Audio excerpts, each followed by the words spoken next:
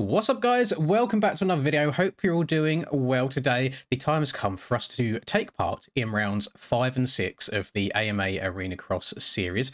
This is created in the land of love, Loveland, Colorado. And this to me, this might sound controversial saying this to me is pure Arena Cross. But a humble guy from the UK, we have quite small arenas in general. So this to me is usually what we can fit in, if that. Sometimes it's even skinnier and smaller than this, where you just have your whoop section, your one rhythm lane, and your finish line, and that's it. Whereas I notice some of the arena cross tracks, you get a little bit extra than that, but everything is bigger in the US, to be fair. But this really resonates with me a little bit more. So like all of the other tracks that we've done so far, you use the same stadium, same place, same technically track for 2 nights of racing, which classes as 2 different rounds. So this is number 1 right here. Number 2, exactly the same. The only difference is when we enter this rhythm section right here, this first 3-foot single is split. So you got it higher on the right than the left. So you can still triple from the right, or you can double in from the left.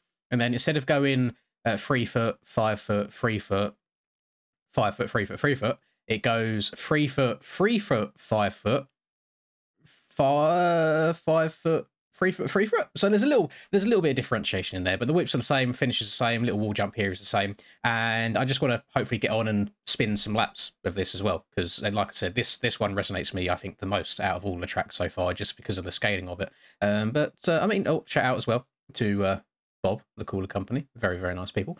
And let's get some laps going.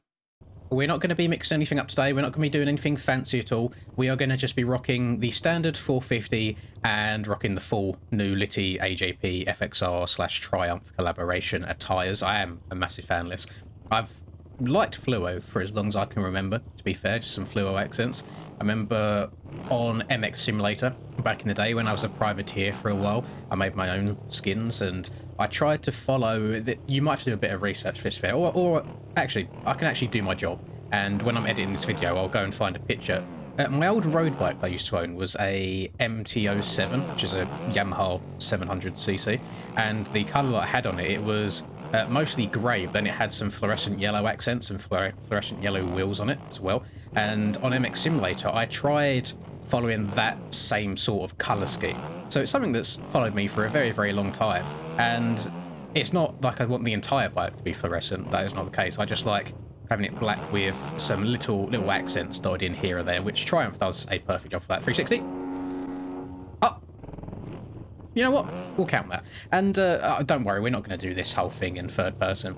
Do you boys think that my third person settings are ugly, by the way? So I saw old Garco, the very old school third person rider on the game. He commented on one of my videos the other day where I done a lap or 2 in third, saying he'll hook me up with some third person settings. But actually, I like my third person settings. I like where it kind of stays in the center all the time and then everything else moves around you. You've not got your camera moving all over the place. It lets me kind of know where I am. Same with when I go into first person. You'll notice when I lean in the corners, I've not got any head tilt on, so it doesn't lean into the corner with me. It just stays nice and central, and that's just so I can really place the front wheel where I want to all the time without having to really worry about it or changing anything at all.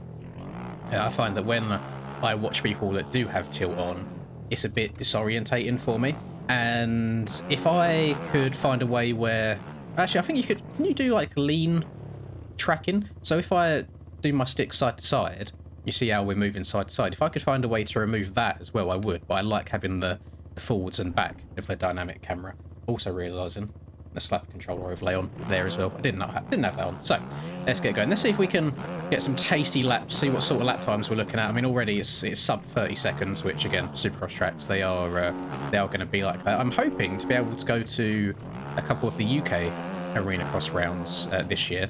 Not to compete, of course. I would not be able to do that in a million years, but to go and have a watch, that would be very, very nice. Say hello to a few people. The one that I went to in London last year, it was quite nice. I think I said hello to about four or so different people there, and I like meeting people. Whilst I might be incredibly socially awkward, it's not as bad when it relates to the YouTube side of things and saying hello, because you kind of have common ground to talk to people, and I don't mind it at all. I like meeting new faces. I absolutely ruined that 90-degree corner. I'll be honest, unless there's like some absolute banger of a compound or replica track that releases in the next like week or two, I'm basically strictly playing Supercross-esque tracks, which obviously includes the Arena Cross as well.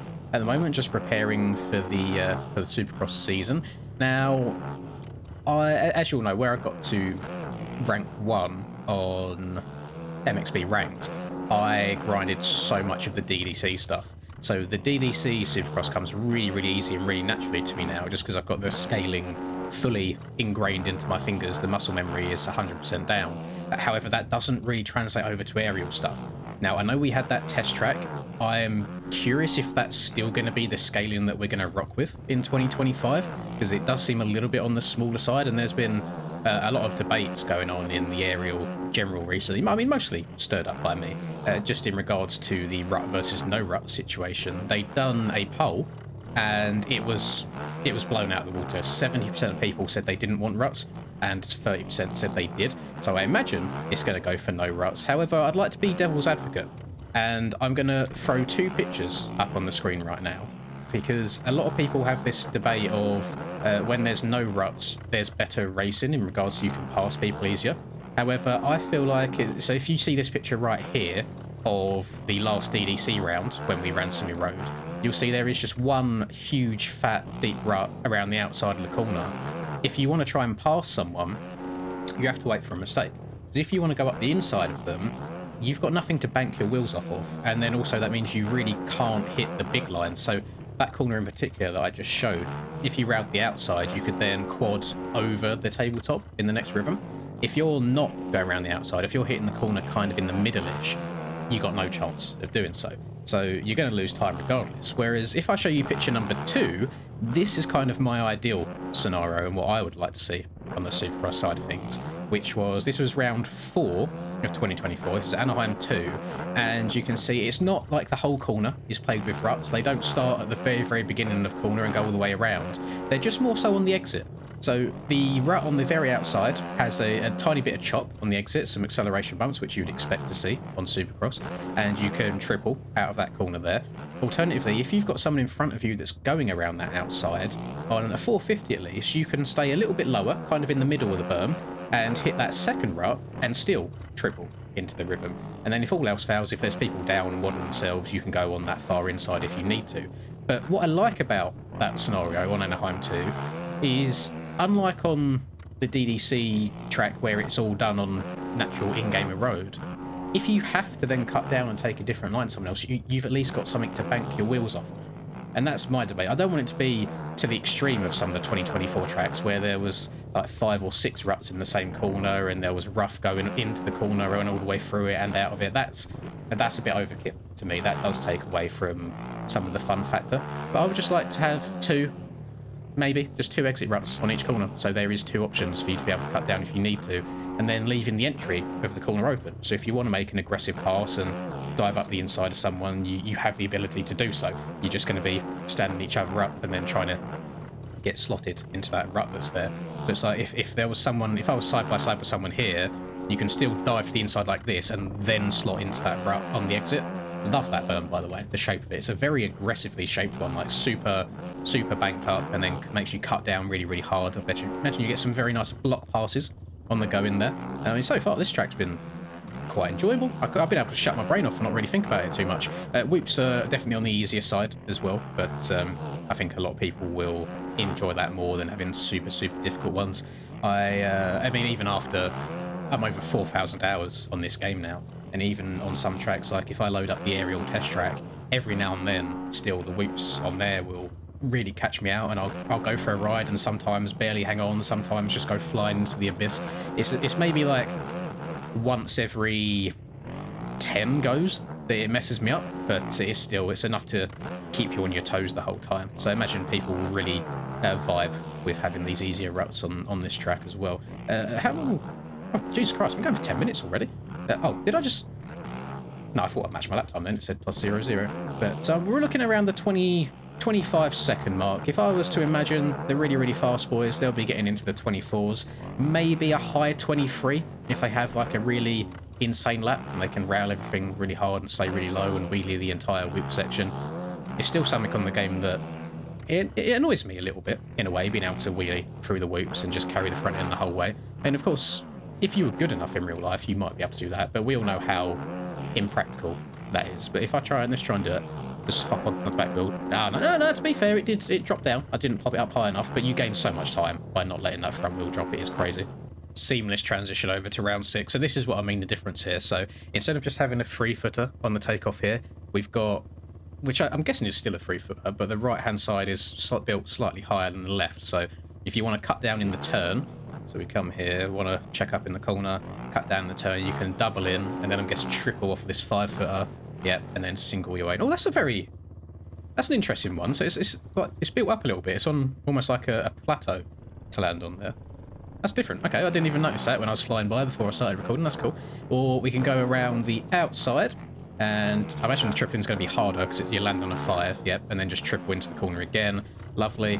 Berm kind of built the same there. I don't think there's an... Oh, no, we've got a rut on the inside here as well now. So if you want to try and bank in, it doesn't look like it's built up that much. So it's banked quite high, but it's a gradual slope. It's not super steep to get your wheels locked into. So I imagine you're going to have to really take your time, or your back end's going to kick out a little bit. So you've got to be patient with it. But again, if you kind of open up the corner, if you start out on the right, cut into the inside and open up as much as you can.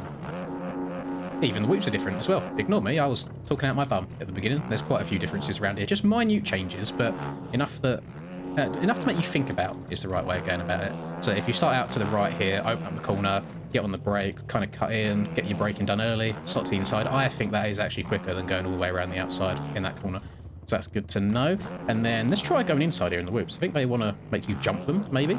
Yes, we'll channel our inner Cooper Webb again, just jump through the whoops. Not terrible, just nice quad through there. Yeah, maybe if you're someone that struggles in whoop sections particularly and you want to avoid skimming them altogether, that could be the way to go. I still imagine skimming them is way faster if I was a betting man. We'll double out here, scrub the finish line. So let's try and go for a fast one and see what our lap times are looking like. I mean, we're already basically on par with the last track as well in the mid 25 range. Gained a little bit of time through the whoops there. I'm in first gear when I should be in second. Scrub that into the berm. Not the quickest corner from me, I'll be honest. Happy to throw some criticism at myself. And then over the finish line, oh yeah, the people again definitely going to be in the 24s, maybe 23s if they have a particular burner overlap. Yeah, you can save time by staying a bit lower in that flat corner. Go around to the left, carry some more corner speed, maybe stay a little bit lower over the triple, open up these corners more. Yeah, look at that, I've almost gained an entire half second. Let's try outside in this last corner, see how much we lose. I lost a lot going into it and gained a little bit on the exit where I had more speed, but inside is definitely quicker. I lost maybe 0.2 to 0.3 in total by going outside in that final turn. So it's small amounts, it really is. And of course, if let's say you're faster than the person in front of you that you're battling, if you could still make a pass around that outside. However, if you are in a full stacked pro lobby, you're going to want to take in the prime line there, which is definitely going to be that inside. And then only maybe if it gets a little bit too deeply rutted or if someone crashes, that's when you'd find yourself drifting out wide. But I like this. I like this little option of being able to jump through the whoops or to skim them. And I mean, if you completely butcher them like I did there, you can jump and then skim. You can do best of both worlds. Love to see it. I don't see a world where cutting down inside there is ever going to be as competitive. But again, it all depends on your skill level. If you're someone that kind of lacks corner speed a little bit and you can't rail the whole turn and get that triple in, maybe especially if you're on a 250, maybe you're on a 125 as well, maybe you're on the small bikes, then going inside there could definitely be the way to go. I want to give it one more go since I've only done it the once. So we come in wide, get on the brakes early, cut down, double. The triple there is very easy, where you're taking off a 5-footer rather than a 3-footer, so you shouldn't have any issue there at all.